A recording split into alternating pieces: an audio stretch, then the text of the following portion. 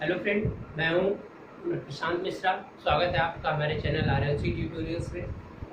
Synchronous machine की जो पिछली लेक्चर थी उसमें हमने पिच फैक्टर का थोड़ा सा जिक्र किया था, तो बताया था कि हम अगले लेक्चर में उसके डेरिवेशन को करेंगे। तो चलिए इस लेक्चर में हमको उसे डेरिवेशन उसका करना है। तो चलिए आज का जो है वो है टोटल का आपका पिच फैक्टर। ठीक है, मैंने क्या कहा था कि मान लीजिए कि किसी पोल के बारे में अगर हम बात करें कि अगर स्लॉट पर पोल मतलब पोल पिच, कोई वाइंडिंग है आपकी जिसकी पोल पिच आपका लगभग मान लीजिए 24 लाख का मशीन और 4, तो कितना आ जाएगा? 6 आ गया। तो 6 का मतलब अगर एक फर्स्ट में है तो 6 का स्पैन होना चाहिए, बीच में 6 यानी नेक्स्ट 7th में जाएगा। अगर एक एंड अगर इसका फर्स्ट वाले इसमें होगा तो दूसरा कहाँ पे जाएगा? 7th में जाएगा। तो आप कह सकते हो कि ये आपकी क्या हो गई? Full pitch. इसका मतलब क्या हो गया? Full pitch.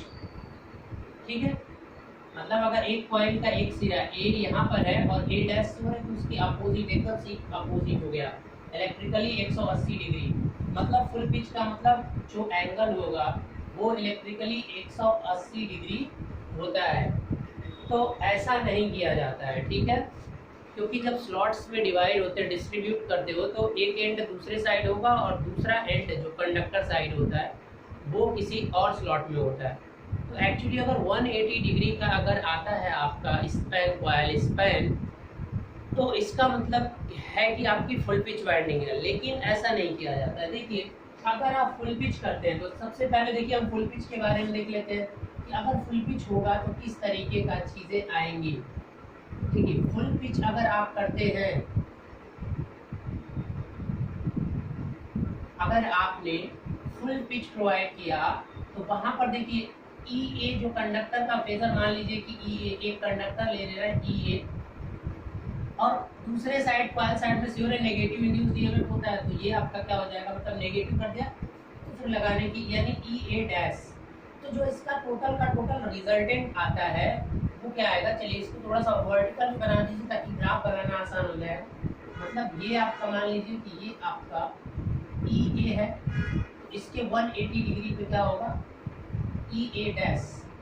तो दोनों कॉइल साइड का जो रेफरेंस मतलब रिजल्टेंट आएगा वो ऊपर ऐड हो जाएगा, क्योंकि रिजल्टेंट जो आएगा आपका E A dash is equal to E A minus E A dash, then this one will become EA and this one again minus and minus EA, so this will become 2EA. okay, तो ये आपका हो जाएगा EA dash. अगर आपने full pitch कर रखा है यानी ये रिजल्टेंट मतलब ER जो रिजल्टेंट आएगा वो 2 टाइम्स ऑफ EA आएगा। जब आपने फुल किया, देखिए 180 डिग्री का यहाँ पर 180 डिग्री दिख रहा है, दोनों कॉइल साइड के बीच में 180 डिग्री का फेज शिफ्ट दिख रहा है। तो इसके बारे में हम थोड़ा सा और डिस्कशन करेंगे। तो मान लीजिए कि अगर इसका कंस्ट्रक्शन दिखाना चाहते हैं स्टेटर के फॉर्म में, चलिए थोड़ा सा नीचे, ये आपका क्या हो गया? स्टेटर। एक कंडक्टर अगर ए वाला यहाँ पर होगा तो इससे 180 डिग्री मतलब मान लीजिए ये अपोजिट में, मैं लीनियर बना दे रहा हूँ, ये आपका क्या हो गया? ए डैश। तो अगर इस कंडीशन में आप बनाएंगे तो दोनों की दोनों आपकी देखिए सेम हो रही है ना, ये वाला मैग्नीट्यूड और ये मैग्नीट्यूड सेम रहेगा, इसीलिए इसका 2 टाइम्स हो जाएगा। ठीक है, तो यहाँ पर अगर इसका मान लीजिए कि वेवफॉर्म, पहले आप मैग्नेटिक फील्ड का वेवफॉर्म खींच लीजिए। मान लीजिए कि अगर वेवफॉर्म कुछ इस तरीके से, मैग्नेटिक फील्ड वाला कुछ इस तरीके से है, ठीक है, तो जो आपका देखिए अब यहाँ पर EA और EA डैश का जो बात करेंगे तो वो क्या होगा? दोनों के दोनों क्या हो जाएंगे? सेम फेजेस पे हो जाएंगे। मतलब आपका EA और EA डैश सेम वही वेवफॉर्म होगा जो ये वेवफॉर्म होगा, मतलब कुछ इस तरीके से जाएगा और ये जो वेवफॉर्म होगा वो किसका हो जाएगा? ये देखिए, ये कॉइल, इसको ऐसे कर दीजिए, क्लियर है? ये आपका ये जो देख रहे हो ये वेवफॉर्म किसका है? EA डैश का यानी EA का, और EA डैश भी सेम होगा। और क्या बोल सकते हो? EA डैश दोनों में ये IF का डायग्राम है, ठीक है। फील्ड करेंट, फील्ड की वजह से ये स्टेटर है, ठीक है। अब स्टेटर और रोटर दोनों रोटेट करता है, तो उसको दिखाने की जरूरत नहीं, अदरवाइज यू कैन से कि यहाँ पर एक ऐसे नॉर्थ पोल आप दिखा देना कि नॉर्थ पोल और ये ओमेगा स्पीड से रन कर रहा है, दैट्स। तो इस कंडक्टर में जो ये इंड्यूस्ड ईएमएफ जनरेट हुआ है उसका वेवफॉर्म ये है, और जो EA डैश होगा उसका भी वेवफॉर्म सेम होगा, क्योंकि मैग्नीट्यूड्स क्या हैं, सेम हैं, ठीक है। तो अब हम बात करते हैं कि जो रिजल्टेंट आएगा तो वो कुछ इस तरीके से और ऐसे आपका ऐसे आ जाएगा। ये जो है, ये डायग्राम जो बनाया है मैंने, ये आपका ये EA डैश मतलब पूरे कॉइल का इंड्यूस ईएमएफ है, यानी इससे वैल्यू क्या हो जाएगी, इसकी 2 टाइम्स हो जाएगी, समझ रहे ना। मैग्नीट्यूड बस क्या हो जाएगा, 2 टाइम्स हो जाएगा, ठीक है। तो मैग्नीट्यूड आप 2 टाइम्स, और इस तरह से नहीं, मैग्नीट्यूड 2 टाइम्स होगा तो ये कुछ इस तरीके से जाएगा, ठीक है ना। तो मैग्नीट्यूड आपकी 2 टाइम्स हो जाएगी। तो ये सारा का सारा वेवफॉर्म कब बनेगा, जब आपका क्या होगा, फुल पिच होगा। तो अब इस तरह से देखिए कि आपकी जो रिजल्टेंट इंड्यूस्ड ईएमएफ आया वो कुछ ऐसे आया। अब अगर इसे साइनोसोडल बनाना है तो इसका फंडामेंटल कुछ ऐसे होगा, समझ रहे हैं ना। तो फंडामेंटल में जितनी पीक्स आती है मतलब हार्मोनिक्स यहाँ पर क्या है, ज्यादा है। मतलब इस केस में आपका हार्मोनिक्स जो कंटेंट है, हार्मोनिक इस इंड्यूस्ड ईएमएफ के वेवफॉर्म में आपके जो हार्मोनिक्स कंटेंट है वो क्या है, मोर है, ज्यादा है। तो ये आपने देखा कि जब आप फुल पिच करके रखे थे तो इस तरीके का आपको रिजल्टेंट वैल्यू मिली, ठीक है। अब चलिए इसे आप क्या कर दीजिए, शॉर्ट पिच कर दीजिए, फिर हम देखते हैं कि क्या होता है।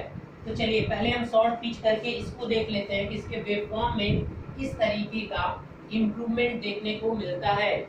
तो अगर आप देखिए कि अब आपकी फील्ड कॉइल सेम ऐसे ही है। अब जो स्टेटर पे था, देखिए ओरिजिनली ये वाला कंडक्टर यहाँ पे था और ओरिजिनली ये यहाँ पर था। ये ओरिजिनली वैल्यू A डैश की थी, इसको थोड़ा सा आगे कर दीजिए तो ये अब शॉर्ट पिच हो गया। तो एक्चुअल में ये था, लेकिन अब नया वाला ये हो गया, यानी अब इतना एंगल अल्फा मान लीजिए, ये आपने क्या कर दिया, शॉर्ट कर दिया। अब 180 डिग्री कॉइल स्पैन नहीं रह गया, यानी अब पोल पिच और कॉइल स्पैन एक दूसरे के इक्वल नहीं रह गए। तो इस कंडीशन में हमने अल्फा डिग्री, ये एंगल में मेजर करोगे ना, यहाँ से यहाँ तक कितने एंगल, अल्फा डिग्री हमने क्या कर दिया, शॉर्ट पिच कर दिया। तो अब ये वाला कंडक्टर हमने यहाँ पर प्लेस कर दिया। तो इसकी वजह से होगा क्या, देखिए अब जो इंड्यूस्ड ईएमएफ दोनों का रिजल्टेंट आएगा, अब वो कुछ ऐसा नहीं आएगा। शॉर्ट पिच करने से अगर EA, तो पहले EA में जो कंडक्टर, EA में जो करंट जाएगी वो आपकी कैसी होगी, पूरा ऐसा होगा। देखिए अब मैं केवल इसका वेवफॉर्म बता रहा हूँ यहाँ पर। तो इसके वेवफॉर्म में क्या होगा कि कुछ इस तरीके का वेवफॉर्म मिलेगा, किसका,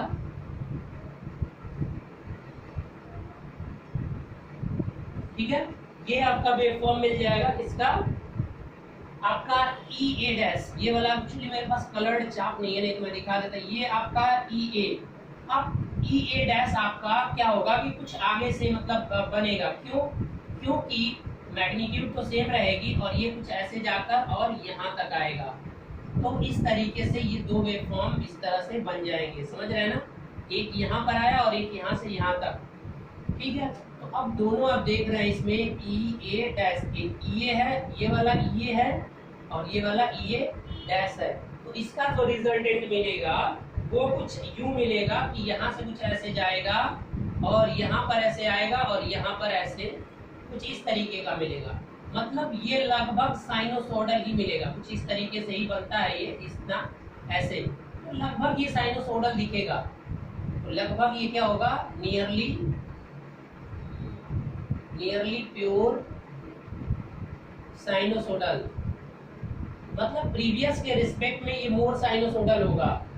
मतलब यहाँ पर क्या होगा कि अब ये जो रिजल्टेंट, ये जो डायग्राम है ये किसका है, ई ए डैश का। जब आपने शॉर्ट पिचिंग कर दिया तो ये चीज आपके पास आ गई।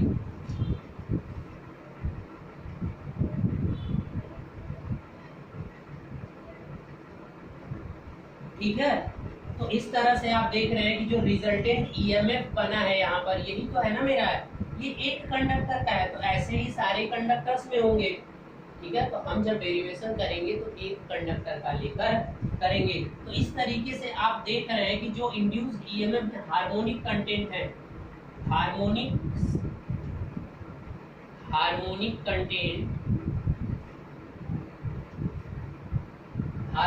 कंटेंट इन इसमें इंड्यूस्ड ईएमएफ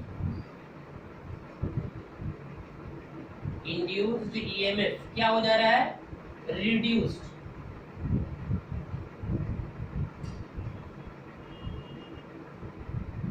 यानी हार्मोनिक्स रिड्यूस हो जाएगा। डिस्ट्रीब्यूशन करने से भी हमें यही फायदा हो रहा था, बट वहां पर कुछ अलग तरीके से चीजें हो रही थी, और शॉर्ट पिच कर देने से भी हमारा सेम वही फायदा हो रहा है। तो इन दोनों वेवफॉर्म्स को देखकर आप समझ सकते हैं कि शॉर्ट पिच कर देने से, मतलब इसको अब यहाँ ना रख के दूसरे साइड को यहाँ पर रख दोगे, तो दोनों के जो इंड्यूस्ड ईएमएफ इस साइड और इस साइड हो रहे थे, अब वो चेंज हो जाएंगे और रिजल्टेंट आपका ऐसा हो जाएगा। इसे मैं अभी फेजर में भी रिप्रेजेंट कर देता हूँ, बट ये चीज यहाँ भी मेंशन रहेगी, नॉट इन फ्लक्स।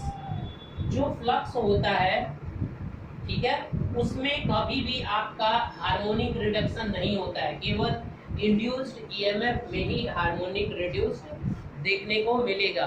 ठीक है, तो चलिए हम यहाँ से एक फैक्टर का डेरिवेशन करते हैं, और यहाँ से एक चीज को समझ चुके हैं फुल पिच के साथ। अब शॉर्ट पिच के साथ, यानी अल्फा डिग्री अगर शॉर्ट कर रहे हैं तो अब उसमें क्या होगा उसको हम समझते हैं। ठीक है, और साथ में ऐसा करने से वोल्टेज भी रिड्यूस हो जाएगा। अभी हम देखते हैं कैसे रिड्यूस हो रहा है।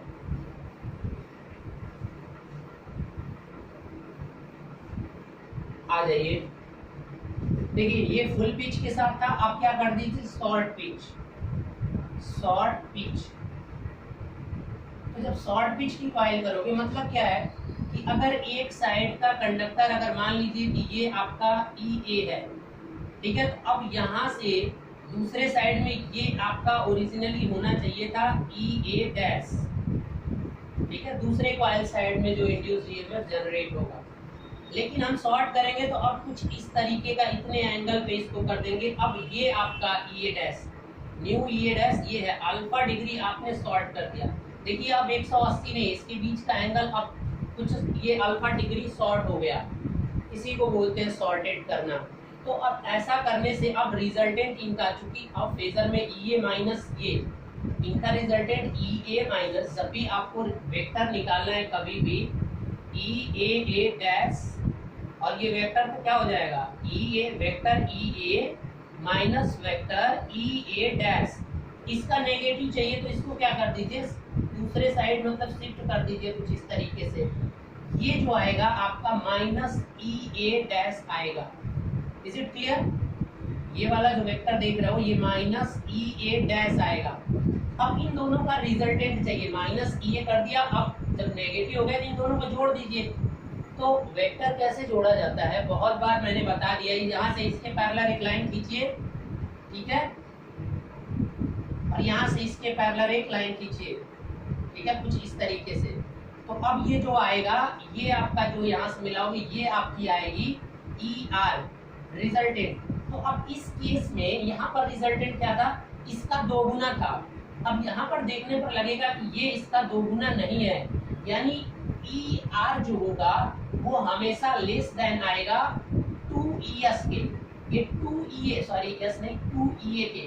2EA क्या था, 2EA रिजल्टेंट ईएमएफ है एक कॉइल में जब आपने फुल पिच पे रखा था। तो फुल पिच पे जो इंड्यूस्ड ईएमएफ रिजल्टेंट वैल्यू तो यही है ना, इसके लिए यही रिजल्टेंट है, इसके लिए तो यही रिजल्टेंट है, और इसके लिए ये रिजल्टेंट है। तो ये वैल्यू हमेशा 2E से क्या आता है, कम आता है। तो यहाँ से एक कंक्लूजन हमेशा हो जाता है कि शॉर्ट पिचिंग करने से जो रिजल्टेंट वोल्टेज हो जाता है ये क्या हो जाता है, रिड्यूस्ड हो जाता है, रिड्यूस्ड हो जाता है। तो अगर आप चाहते हो उसे मेंटेन करना तो आपको ज़्यादा थोड़ा कंडक्टर्स का यूज़ करना पड़ेगा। ये डिस्ट्रीब्यूशन में भी था, तो वहाँ पर मैंने आपको बताया नहीं, मैंने कहा कि बस फेजअप देख के ही पता चल जाएगा, ठीक है। और भी मेथड्स होंगे, बट क्या है कि यही आप यूज़ कर लीजिए। अब यहाँ पर हमें ER की वैल्यू निकालनी है, तो चलिए इसको आप मान लीजिए O।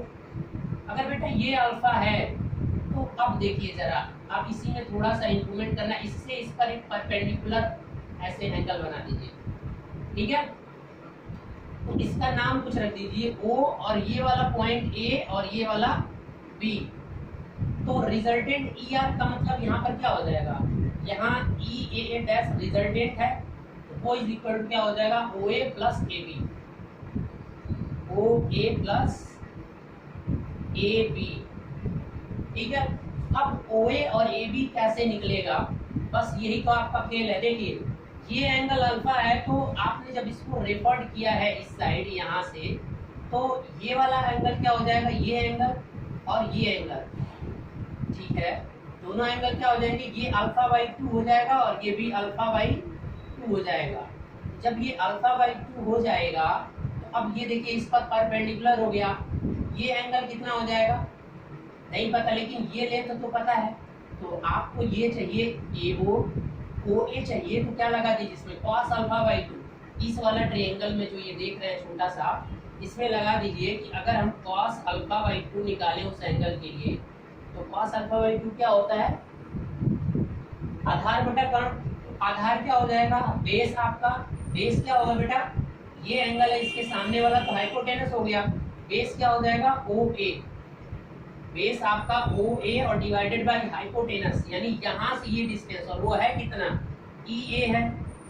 तो यहाँ से OA इज इक्वल टू क्या आ जाएगा, EA into cos alpha by 2। Clear है। अब AB कितना होगा, अब ये AB भी निकालना है, ठीक है। तो अब AB निकालोगे तो वो भी क्या आ जाएगा, सेम इतना ही आएगा, क्योंकि ये देखने में आपको लग रहा है इतना, लेकिन जब आप वैल्यू AB निकालोगे तो वो भी आपकी सेम वैल्यू आएगी, ठीक है, OA प्लस AB। क्योंकि ये अल्फा बाई 2 है, ये भी क्या हो जाएगा, अल्फा बाई 2। तो इसलिए 10 AB OA हो गया, और AB ये भी कितना आएगा, ये कुछ परपेंडिकुलर जैसे डालते हैं कि ये हाफ हाफ डिवाइड करता है, ये और ये।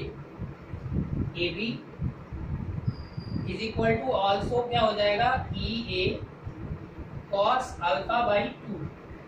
तो अब जो रिजल्टेंट यहाँ से आ गया, ये आपका कितना आ जाएगा बताइए, 2EA cos alpha by 2। Alpha क्या है, आपका सॉर्टेड एंगल है। तो यानी ये रिजल्टेंट वैल्यू तब आई है जब आपने शॉर्ट पिच किया, और ये रिजल्टेंट वैल्यू तब आई जब आपने फुल पिच किया। तो एक फैक्टर होता है, उसे यहाँ फाइंड करना होता है। देखिए तो कैसे फाइंड होगा, ये समझ में आ गया सबको।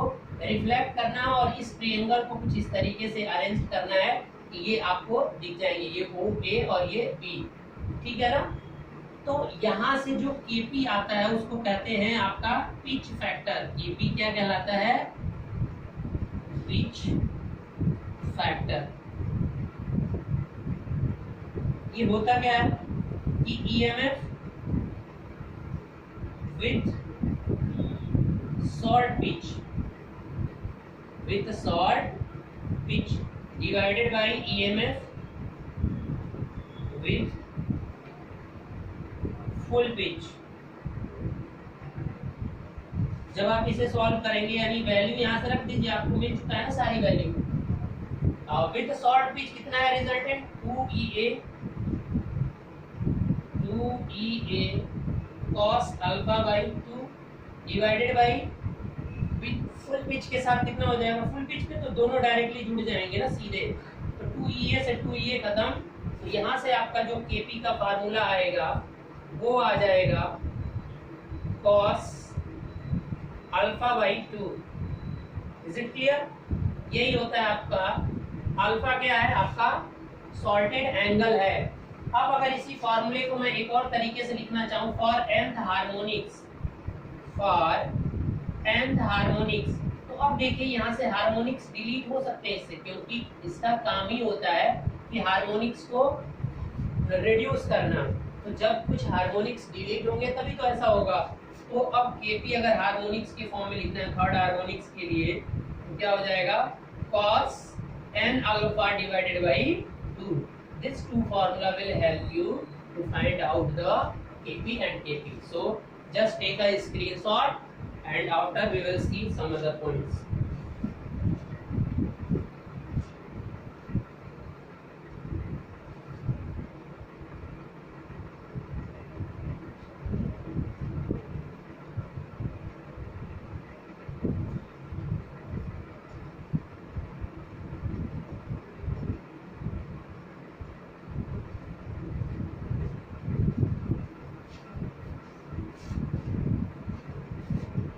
हो गया?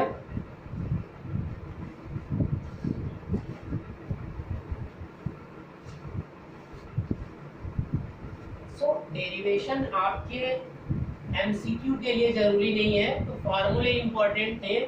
तो चलिए अब थोड़ा एक इम्पोर्टेंट चीज यहाँ से ये आती है कि फाइनली अब आपके ये जो दोनों होते हैं ये बाइंडिंग फैक्टर कहलाते हैं। तो अब आपका जो ईपीएच का फॉर्मूला बनेगा जब आप वाइंडिंग में सब कुछ कर देंगे, यानी वो डिस्ट्रीब्यूटेड भी हो गई, फुल पिच भी हो गई, तो उस कंडीशन में जो आपका पर फेज, वैसे पहले कितना आ रहा था बेटा, 4.445 एवरेज, और यहाँ पर कितना आ रहा था, एनपीएच पर फेज टर्न, इतना ही आ रहा था। तो अब ये फॉर्मूला कब था, जब डिस्ट्रीब्यूटेड नहीं था, सब केडी और केडी काउंट होंगे, जब केडी और केपी दोनों क्या होंगे, काउंट किए जाएंगे। काउंट करने का मतलब क्या हुआ कि अब आपकी वाइंडिंग शॉर्ट पिच हो गई और साथ में क्या हो गई, डिस्ट्रीब्यूटेड वाइंडिंग भी बन गई।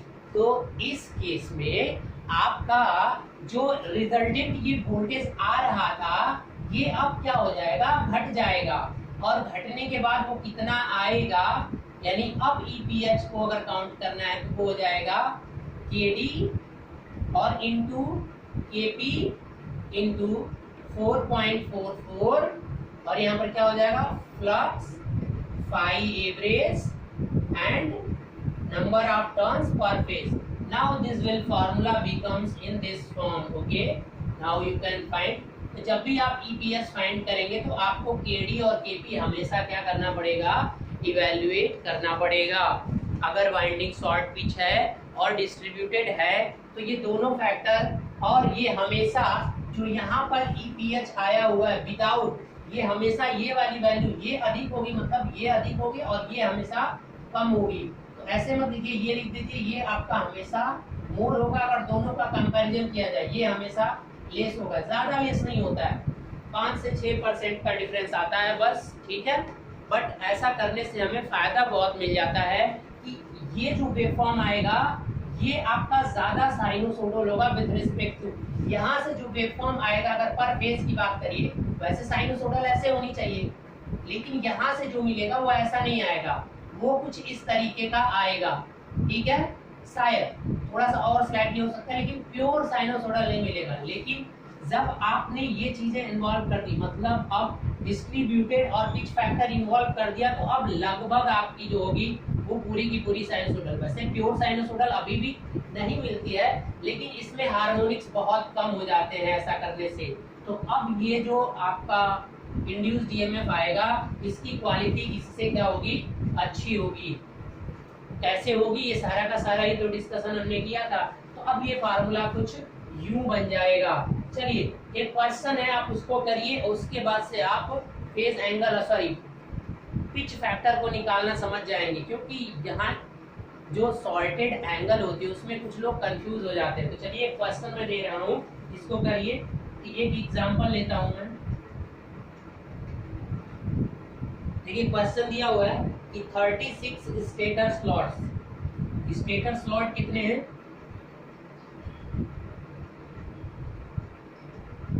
स्टेटर स्लॉट्स आपके कितने हैं, 36 हैं, और 4 पोल की मशीन है। पोल कितने हैं ये दे दिया है क्वेश्चन में, 4 हैं, और कॉइल स्पैन भी दे रखा है कि मतलब एक कॉइल और दूसरा कॉइल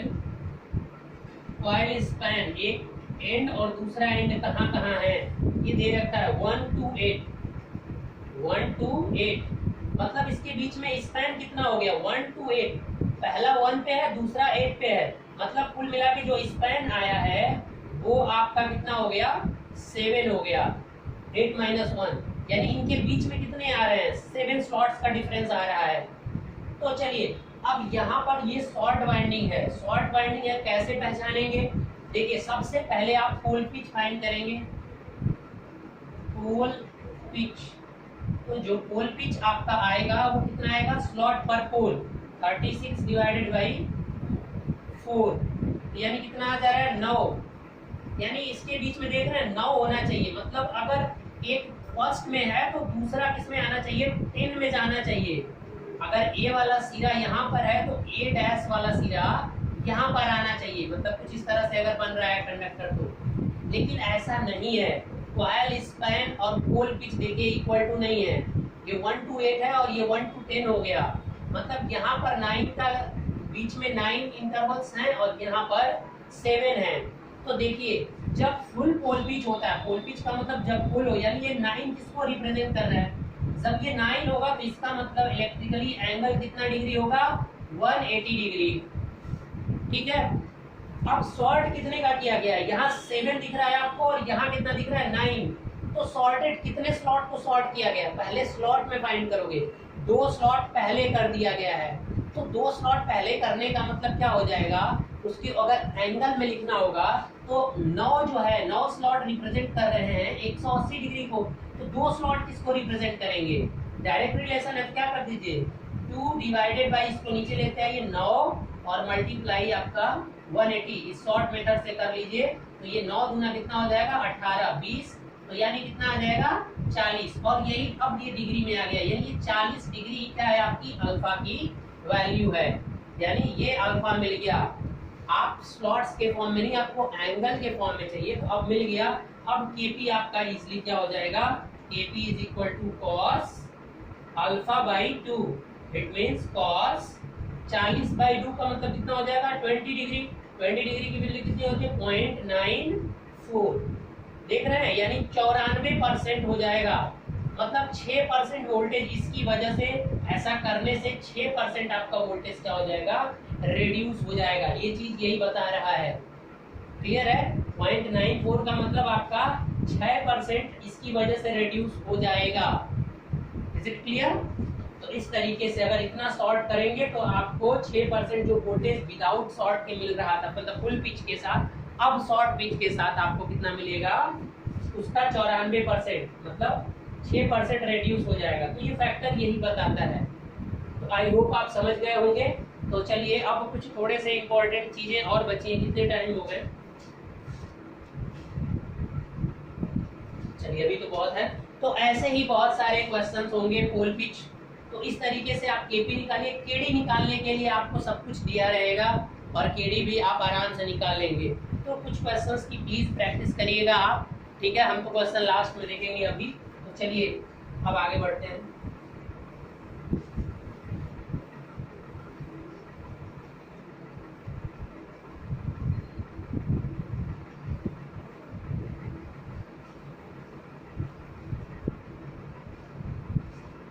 अब क्वेश्चन ये है कि अब बताइए कि अल्टरनेटर आपका जो अल्टरनेटर होता है यानी स्टेटर, जो स्टेटर होता है ये जनरली जो होता है कनेक्टेड इन स्टार, जनरली ऐसा क्यों किया जाता है भाई, इस क्वेश्चन का आंसर बता दीजिए आप लोग। कि स्टेटर जो वाइंडिंग होता है मैक्सिमम देखिए कुछ इस तरीके का होता है, यानी स्टार में कनेक्ट होता है,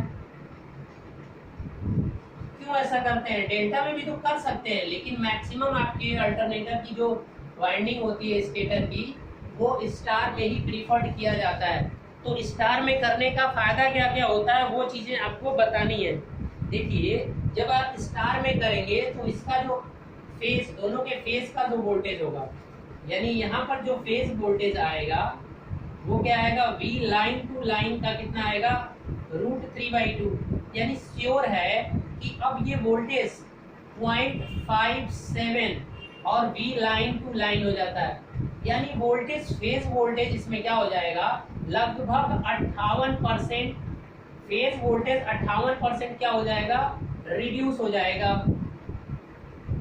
तो अगर ये 58% लगभग अगर रिड्यूस हो रहा है तो आपका जो इंसुलेशन कॉस्ट है, मतलब इंसुलेशन रिक्वायर्ड जो होगी, volume of insulation, hence volume of insulation reduced इतना लगभग 58%। यानी जो डेल्टा में आप कनेक्शन करके अगर करेंगे तो वहां पर जो इंसुलेशन मटेरियल का वॉल्यूम चाहिए जितना रिक्वायर्ड होगा, यहाँ उसका 58% घट जाएगा, यानी केवल 42% वॉल्यूम की जरूरत पड़ेगी। यानी इतना थिकनेस नहीं रखना पड़ेगा आपके इंसुलेशन मटेरियल्स का। जब आप डेल्टा में करेंगे तो आपको ज्यादा का जरूरत पड़ेगी। तो सबसे पहला तो ये प्रोसेस होता है कि इसकी वजह से आप क्या करते हो, स्टार में वाइंडिंग की जाती है। ठीक है, तो 58% ऑफ ऐसे कर देना डेल्टा।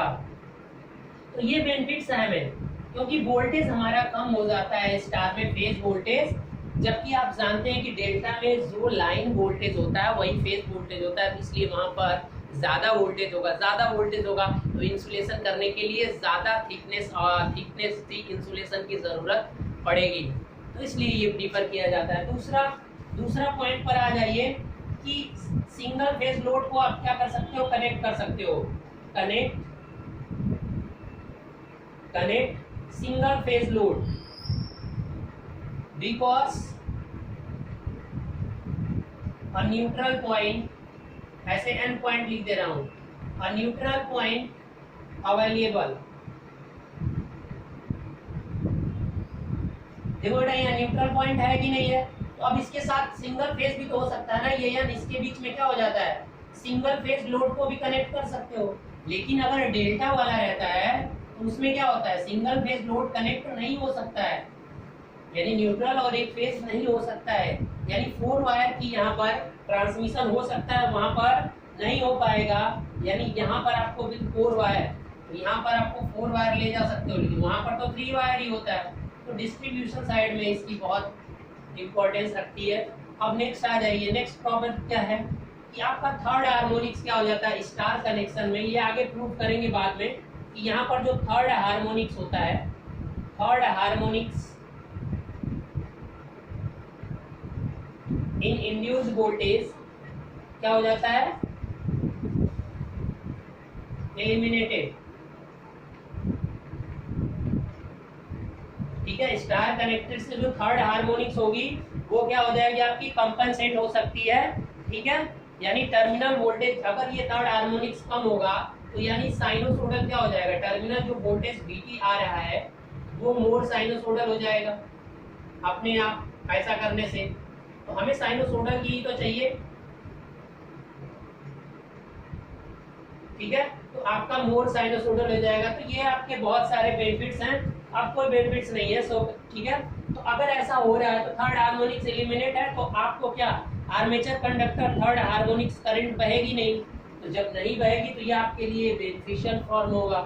तो इस तरीके से सारी की सारी चीजें करने से आपको फायदा मिलेगा। लास्ट फायदा ये है, देखिए इधर लिख दे रहा हूँ 4th नंबर, एक ही पेज में हो जाए, कि आपको सबसे बड़ा होगा कि इसकी जो प्रोटेक्शन करना वाइंडिंग का, प्रोटेक्शन ऑफ वाइंडिंग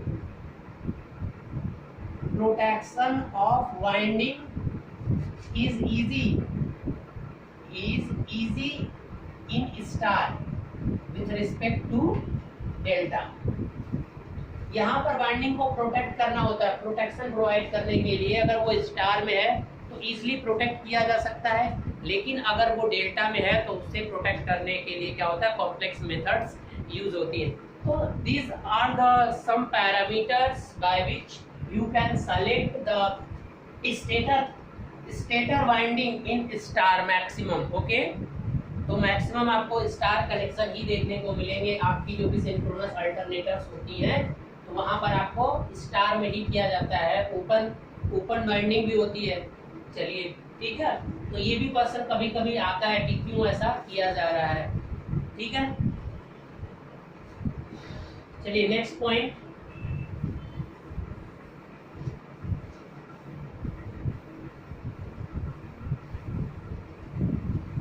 अब एक छोटी सी चीज स्पेस और टाइम की चीजें थोड़ा देख लीजिए कि हार्मोनिक्स जब होते हैं तो स्पेस और उसमें क्या होते हैं।